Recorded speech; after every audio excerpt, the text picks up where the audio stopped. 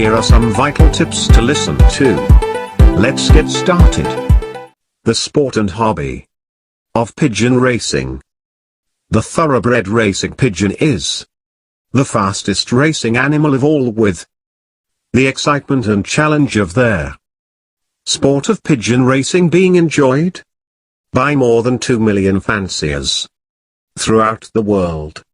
In Australia, many thousands of dedicated fanciers compete in races of distances ranging from 50 to 1200 kilometers every year.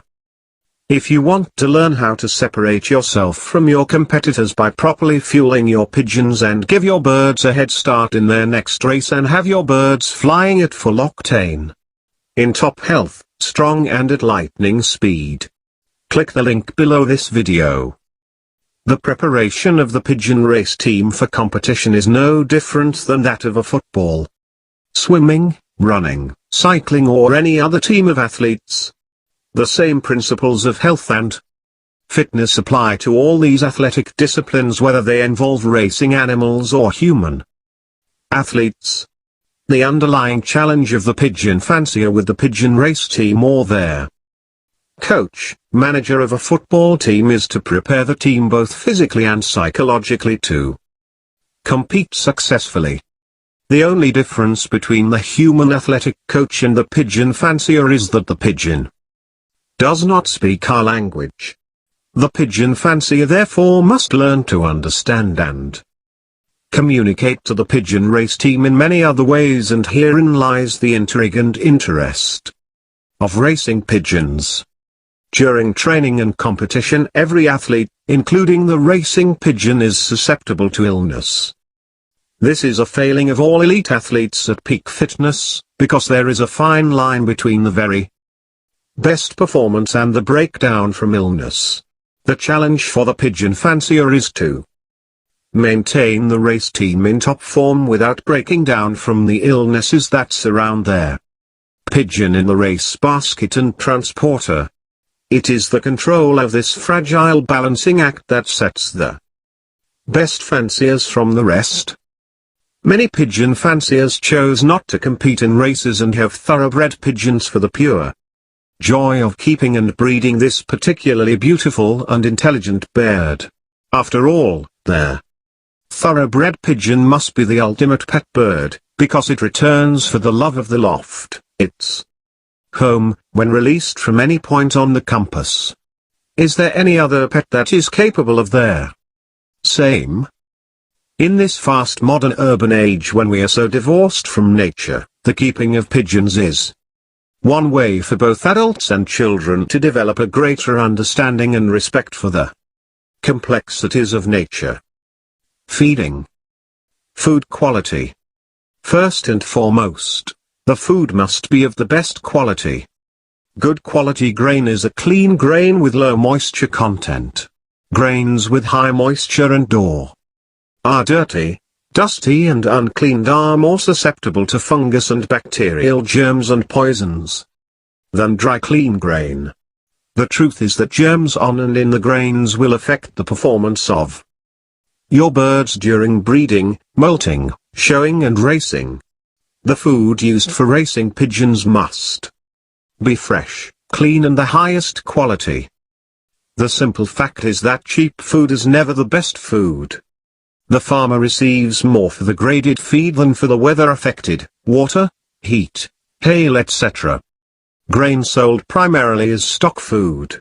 Some produce merchants buy this food for the pigeon fanciers to keep their prices down, but fail to understand that ungraded feed is susceptible to molds and mold toxins that destroy the nutritional content of the feed.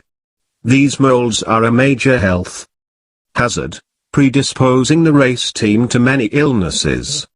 The poor quality grain simply fails to provide the required energy and nutrient needs of the competing bird. The result is poor performance and flock illness. Nowadays, the grain merchants make a big effort to provide clean food, free of fungus, bacteria, and toxins. Most fanciers now understand that the quality of the feed does have a substantial effect on performance, and they purchase farm fresh feed guaranteed free of molds and mold toxins. Castle Grains of Queensland and Fernando's of Melbourne have set the standard for all other grain merchants in Australia. Culture testing is the best method of checking the grain. Even if their food tested is not perfect, then it can still be helped by mixing mold inhibitors, PEP, with it. Many fanciers use mold inhibitors routinely in order to protect their mixes from the effects of moisture during storage. The pigeon eats more poor quality food but less of the dry clean food. This in itself makes unclean food more expensive. The feed must be stored correctly and protected from moisture and rodents. The correct storage of your grain after purchase is necessary if you are to preserve its culture-free status. If you allow moisture to infiltrate your feed, then mold and bacterial contamination will most likely ensue, thereby nullifying all of your best efforts to provide your birds with the very best food. If your grain is very dry and culture tests clear, then it must be stored in an airtight drum and elevated off the ground. This will protect your grain from absorbing moisture from the surrounding air during times of high humidity, for example rain periods, and with nighttime high humidity. Grain high in moisture is best mixed with a mold inhibitor. Then it is stored with an open lid to allow it to dry out in times of low humidity and sealed in times of high humidity. The fungal spores resident on moist grain is more likely to become activated when stored in the dark and without air circulation to help dry it out. Nutrition, vitamins and minerals. There's more to feeding than just grain and grit. Nowadays, pigeon fanciers know that there's more to feeding than just grain and grit. Certainly, grains are an excellent source of energy, protein, and fiber, but they are very low in the minerals, trace elements and vitamins required for the exertions of top racing and breeding robust youngsters. For a long time, fanciers have used grit to provide the minerals in the diet of the racing and breeding pigeon, but only recently have they realized that shell grit does not contain all of their minerals and trace elements required for sustained racing and breeding success. Vitamins must also be added to the diet of the pigeon. The old-timers understood this vitamin need from seeing the benefits of giving spinach and carrots to their birds. Today, most fanciers give vitamin supplements in the water or on the food. The theory of nutrition for the pigeon is really quite easy to understand. Their fancier must give grain for energy, protein and fiber, minerals, grits, powdered minerals and trace elements. Vitamins are usually given with trace elements in the water. Extra energy, vitamins and protein can be given in the form of special oils on the food. During the high energy times of racing and when the adults are feeding young, pigeons can survive on grain and grit alone, but they cannot reach the level of health required to withstand the pressures of racing or breeding. Eventually their health will fail under these extreme physical pressures. Good feeding will control most illnesses of pigeons. For example, there is a major increase in the minerals and trace elements required when the adult pigeons are feeding babies, but grit alone does not provide all of the necessary minerals and trace elements for continuing good health. Without mineral additives, the end result is often egg-laying problems, canker outbreaks and other illnesses. During racing there are increased needs for energy, protein, and vitamins, as well as trace elements and minerals. The race team tires easy and is more susceptible to fatigue-related respiratory and wet canker illnesses when extra vitamins and minerals are not provided. The feed, grain mixes do not provide enough vitamins and minerals for top performance.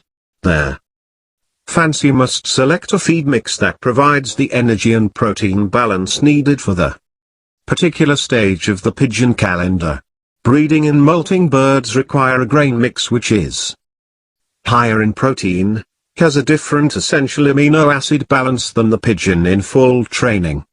During the racing season, the feed mix requires at least 6 different grain types in the mix in order to get the best protein level and quality, that is balance of essential amino acids. The best quality of protein is seldom met, and lysine, a very important amino acid for the pigeon. Deficiencies are common in grain mixes with fewer than 4 grains. The protein quality of the grain mix can be improved by adding protein, amino acid supplements prior to feeding. All grains are low in calcium, 0.20% and sodium, 20 to 600 parts per million. Phosphorus, copper, zinc, manganese, and selenium are also low in some grains. The vitamin concentrations in seeds are highly variable. Seeds do not contain vitamin A, corn provides carotenoids, or vitamin D. Vitamin E and vitamin K levels are low to undetectable. Among the B vitamins riboflavin, niacin, and pantothenic acid are often low, and vitamin B12 is not present. This means that the vitamins, minerals and trace elements lacking in the grain must given to the pigeons in some form or other. Many fanciers use spinach and shell grit, but this is still not enough to balance the nutritional requirements of the athletic pigeon. Nowadays most fanciers add vitamin and trace elements to the water once or twice a week and provide the minerals in powdered or block form ad lib. Feeding to win. During the racing season, the main function of food is to provide the fuel for flying. Our common aim is to provide the racing pigeon with the best fuel for race day.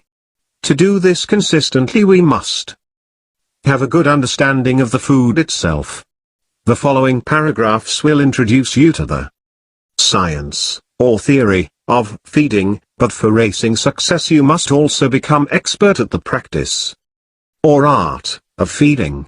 Only practice and observation can teach you the art of feeding, but hopefully the methods of feeding described here can help you find the pathway to feeding success. We can only begin the art of good feeding when both the quality of the food is guaranteed and their flock is healthy. A healthy bowel is required before we can test our feeding systems, because an unhealthy bowel fails to deliver the fuel of good grain to the pigeon's body. Bowel diseases such as E. coli, coccidiosis, worms and wet canker all decrease the amount of nutrients entering their body.